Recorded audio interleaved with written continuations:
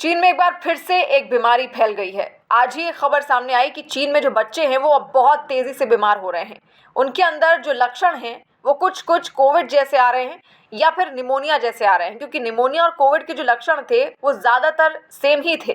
ऐसे में बच्चों को सांस लेने में तकलीफ की वहाँ पर दिक्कत हो रही है। इसके साथ साथ उनको खांसी और तेज़ बुखार भी हो रहा है और ये निमोनिया के ही लक्षण हैं। साथ साथ कोविड के दौरान भी हम सब जानते हैं कि इन्हीं तरीके के लक्षणों का सामना हम सब ने किया था।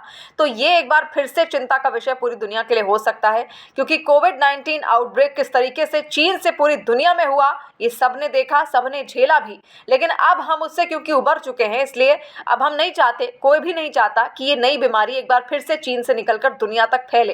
तो ऐसे में WHO ने भी इसको लेकर अब अलर्ट जारी कर दिया है। इसके अलावा WHO ने चिंता भी जताई है जिस तरीके से ये निमोनिया ब्रेकडाउन वहां पर हुआ है, निमोनिया के लक्षण वहां के बच्चों के बीच में पाए जा रहे हैं। नौबत यहां तक आ गई है कि वहां के जो स्कूल्स हैं उनको बंद तक करना पड़ा है।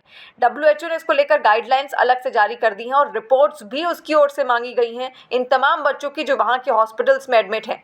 इमरजेंसी वार्ड्स खचाखच भरे हुए हैं चीन में। वहां से कई सारे वीडियोस और तस्वीरें भी सामने आ रही हैं।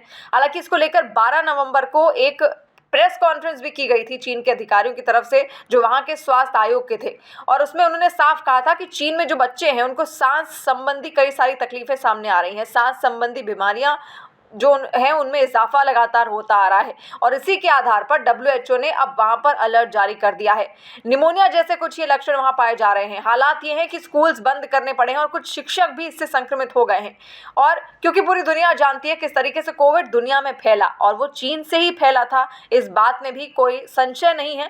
लेकिन फिर भी इसको आधिकारिक तौर पर कभी भी इस चीज़ का ऐलान नहीं किया गया। लेकिन जिस तरीके से अब एक बार फिर से एक नई बीमारी वहां पर बच्चों में फैली है, उसने चीन में डर फैला दिया है। लोग बेहद डरे हुए हैं। जो दो प्रमुख शहर हैं वो हैं बीजिंग और लियाओनिंग। ये दो शहर ऐसे हैं जहां पर सबसे ज्यादा संख्या बच्चों की निकलकर सामने आ रही है, जो अस्पतालों में पहुंच रहे हैं निमोनिया जैसी, कोविड जैसे ही लक्षणों के साथ।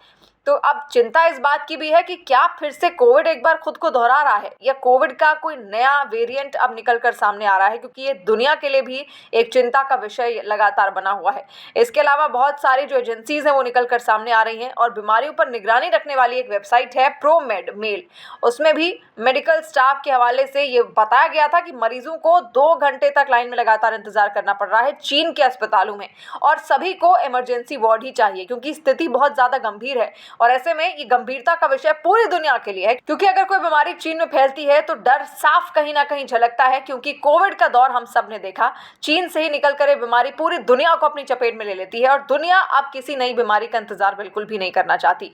और इसी वजह से WHO ने भी अब यहाँ पर अलर्ट जारी कर दिया है इस बीमारी को लेकर। निमोनिया के जो तमाम सिम्टम्स चीन में बच्चों को देखने को मिल रहे हैं, इनको लेकर, और साथ साथ रिपोर्ट भी अब चीन की ओर से यहाँ पर मांगी गई है।